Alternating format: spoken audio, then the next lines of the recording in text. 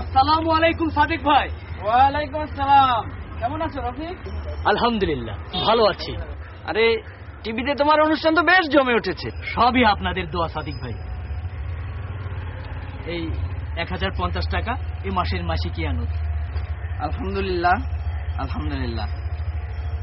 আল্লাযীনা ইউনফিকুনা ফিস-সাররাই ওয়াদ-দাররাই ওয়াল কাযিমিনাল গায়যা ওয়াল আফিনা আনিন নাস আল্লাহু ইউহিব্বুল মুহসিনিন।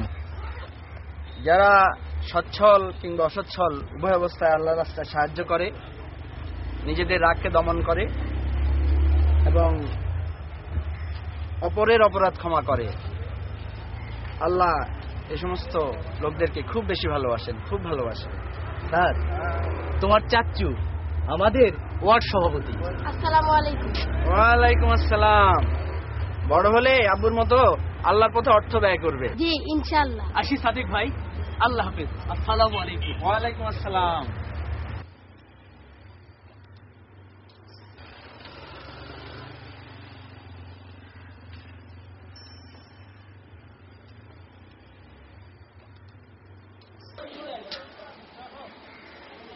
গোবিন্দ, আরে ও গোবিন্দ।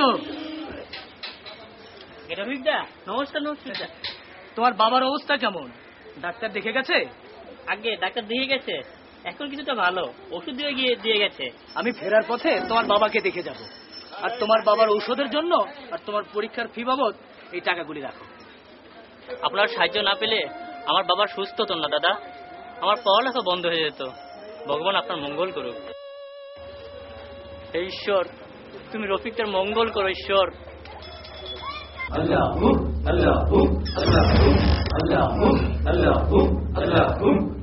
আসসালামু আলাইকুম হুজুর। আপনার বাথরুমে বড্ড গরম হুজুর। আপনার বাথরুমে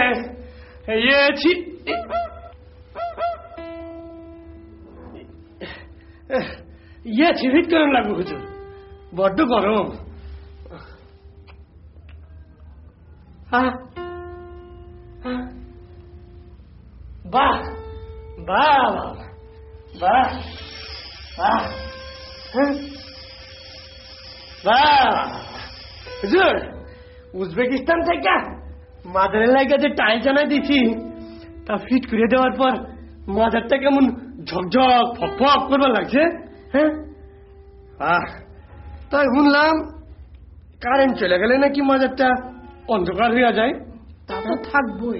আপনি কোনো চিন্তা করেন না হুজুর, ইলেকশনটা হয়ে গেলে মাদারের লাগা জেনারেটর কিনা দেব, তখন সারা রাত বি চলবো, সারা দিন চলবো। আর মিনিস্টারটা হইবার পারলে হুজুর মাদারের মধ্যে ফিট করে দেব। তাই তো বলতে আসি, দেশের মঙ্গলের জন্য তোমার দলের আমরা চাই। কম্পিউটারের জামানা, কম্পিউটার মার্কায় ভোট দিবা, আল্লাহ খুশি হইয়া যাইব। আমি খুশি হয়ে গেলাম। দোয়া করতেছি আল্লাহ যেন তোমারে আর তোমার দলের কামিয়াব করে। আল্লাহ আমিন। তুই তোমার প্রধানমন্ত্রীরে কইবা আমার দরবারের বাইরের গেটটা বড় চিকন, যেন একটু চৌড়া করার ব্যবস্থা করে, যাতে বার্ষিক পুরুষ মুবারকটা জমিয়া উঠে, দরবারের বাইরের গেটটা শানদার মনে হয়।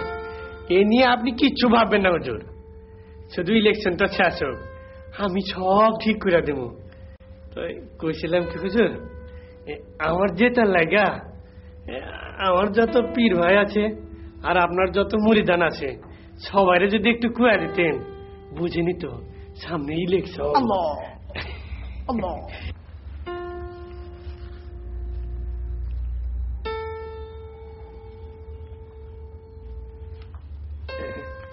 সামান্য নজর না হুজুর। আল্লাহ হুজুর, সবার ঘরে ঘরে যাইতে হইতাছে, তাই আসি হুজুর, দোয়া করি না, আসি।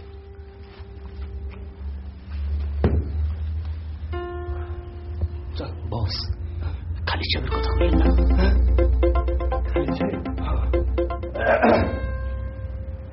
হুজুর, কইছিলাম কি, ওই বেটা খালিদ হোসেন আমার চির প্রতিদ্বন্দ্বী হুজুর, ওর দিকে মুসলমান গো ঢল নামছে।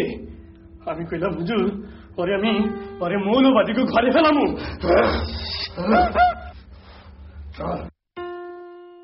দরদি পার্টি মুসলমান লাইগা এই দলই ভালো, কি বলো তোমরা? আর ওই ইসলামী দলগুলা হুজুর বেদাত বেদাত, নাউযুবিল্লাহ, আস্তাগফিরুল্লাহ, আল্লাহ আকবার।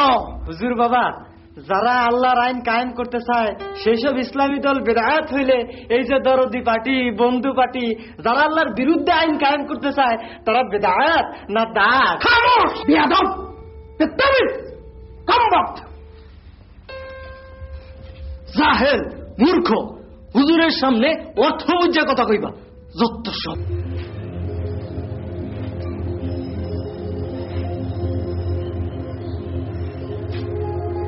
তোর ছোট চাচু কি করছে রে? ছোট চাচুর যা কাজ, টিভি স্ক্রিপ্ট লিখছে।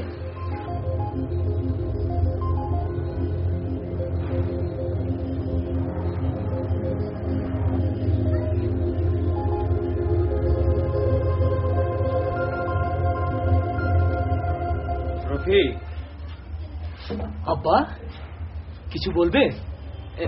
বসো।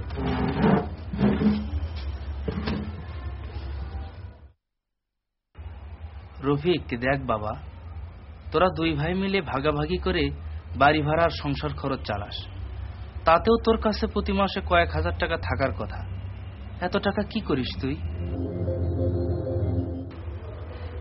তোর বড় ভাইয়ের খরচ তো তোর চাইতেও বেশি, জানিস তো। মাসুদের কোচিং, টিউটরকে টাকা দিতে হয়। তোর ছেলে তো অনেক ছোট, তোর তো আর এসব খরচ হচ্ছে না। একটু দামি জুতা, স্যান্ডেল, একটু ভালো জামা কাপড় ছাড়া যে ওরা চলতে পারে। কিন্তু তুই নিজেও যেমন কম দামি জিনিসপত্র ব্যবহার করিস, তোর বউ বাচ্চাদেরকেও তাই দিস। আই রফিক, কোনো বাজে খরচ টরচ করিস না তো?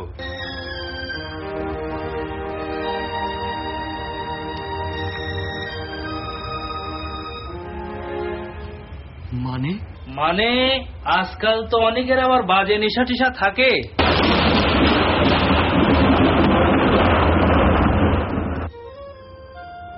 আব্বা, আব্বা, তোমার এই ছেলেকে যদি কখনো কোনো বাজে কাজ করতে দেখো, তুমি আমার বড় ভাই মিলে আমার হাত পা ভেঙে রাস্তায় ফেলে দিবে। তবু কখনো অনুমান করে ইতর শ্রেণীর মনে করবে না। ইতর শ্রেণী মনে করি না রে বাবা।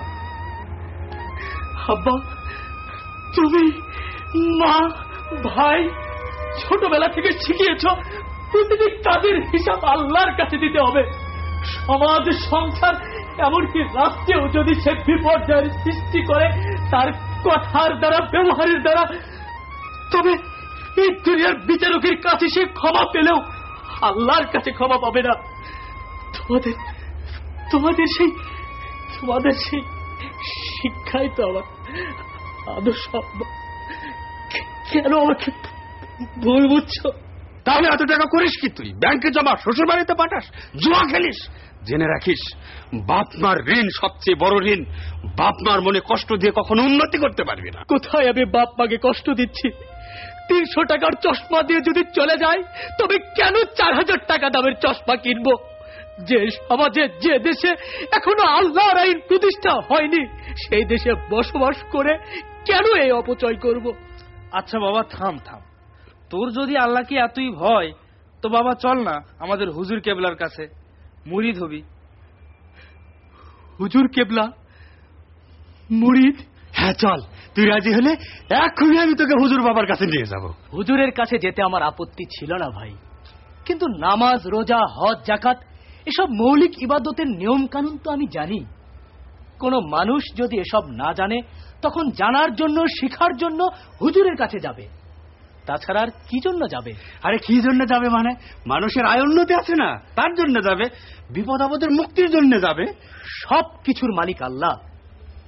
বিপদ আপদ, আয় উন্নতি সবকিছু আল্লাহ দেয়, আবার আল্লাহ তা থেকে মানুষকে হেফাজত করে। মানুষ যদি কোরআন হাদিস সঠিকভাবে